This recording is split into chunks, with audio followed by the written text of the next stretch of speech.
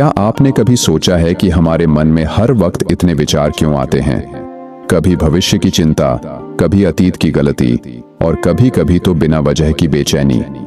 हम में से हर कोई शांति की तलाश करता है, लेकिन वह मिलती नहीं। ऐसा लगता है जैसे शांति कोई दूर बैठा सपना है। हम जितना उसे पाने की कोशिश करते हैं, वह उतनी ही दूर चली जाती है।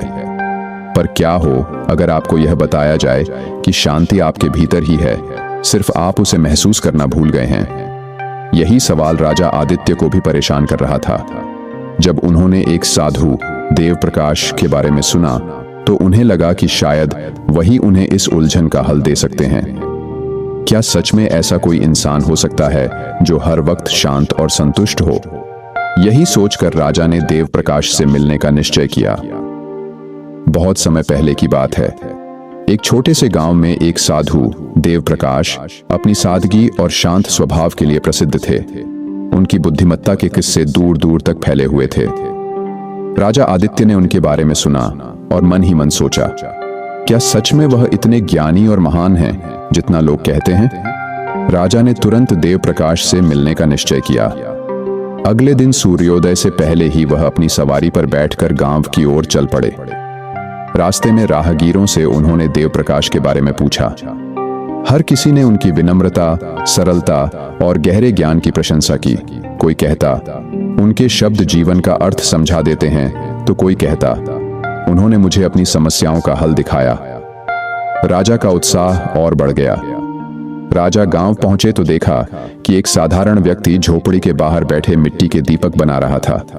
उसके कपड़े साधारण थे और उसका चेहरा पसीने से चमक रहा था। राजा ने पूछा, भाई, मुझे देव प्रकाश से मिलना है, क्या आप बता सकते हैं वह कहाँ है? व्यक्ति मुस्कुराया और बोला, महाराज, आप अंदर बैठिए, मैं देव प्रकाश को बुला लाता हूं। राजा भीतर गए। वहां केवल एक चटाई और एक दिया जल रहा था। कुछ देर बाद वही व्यक्ति अंदर आया, राजा को प्रणाम किया और बोला, मैं ही देव प्रकाश हूं। राजा को विश्वास नहीं हुआ। उन्होंने कहा, आप जैसे साधारण व्यक्ति को लोग इतना महान क्यों मानते हैं? न तो आपके पास कोई धन है, न कोई खास वस्त्र, फिर भी आपकी इतनी प्रशंसा क्यों की जाती है? देव प्रकाश ने मुस्कुराकर कहा, महाराज, यह सब समझने के लिए आपको एक छोटा कार्य करना होगा। उन्होंने राजा को गांव के पास बहने वाली नदी से पानी लाने को कहा और एक पात्र दिया। राजा पानी लेने गए, लेकिन नदी तक पहुंचते ही उनका ध्यान आसपास के पेड़ों और पक्षियों की सुंदरता पर चला गया। वह सोचने लगे, यहाँ का दृश्य कितना सुंदर है। काश मैं अपने महल के बगीचे में भी ऐसा कुछ बनवा पाता। जब वह लौटे तो देखा कि पात्र का आधा पानी रास्ते में छलक गया था। देव प्रकाश ने शांत स्वर में कहा, महाराज, आपका ध्यान केवल पानी पर होना चाहिए था, फिर यह पात्र पूरा भरा हुआ होता। राजा को लगा कि उन्होंने साधारण कार्य में गलती की। देव प्रकाश ने एक और कार्य दिया, इस पात्र को फिर से भरकर लाएं, लेकिन इस बार अपना ध्यान केवल पानी और पात्र पर रखें। राजा ने ऐसा ही किया। जब वह लौटे तो पात्र भरा हुआ था। देव प्रकाश ने पूछा, इस बार क्या बदला?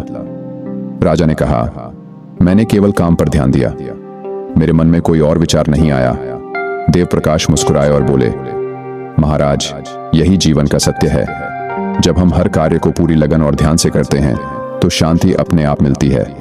विचार और भविष्य की चिंताएं हमारे मन को अशांत करती हैं। राजा ने गहरी सांस ली और पूछा, पर क्या यह हर समय संभव है? मेरा मन तो हर पल कहीं ना कहीं भटकता है। देव प्रकाश ने उत्तर दिया, मन को भटकने से रोकने का तरीका है अपनी सांसों पर ध्यान देना। हर सांस को महसूस करो। जब तुम सांसों पर ध्यान केंद्रित करते हो, तो तुम्हारा मन शांत हो जाता है। फिर तुम जो भी काम करते हो, वह ध्यान और शांति से होता है। राजा को जीवन का सबसे बड़ा पाठ मिला।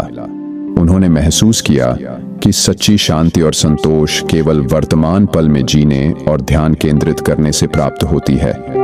वह देव प्रकाश को प्रणाम कर महल लौट गए, अपने जीवन में सादगी और शांति के इस पाठ को अपनाने के लिए। वर्तमान में जीना ही जीवन का सबसे बड़ा उपहार है।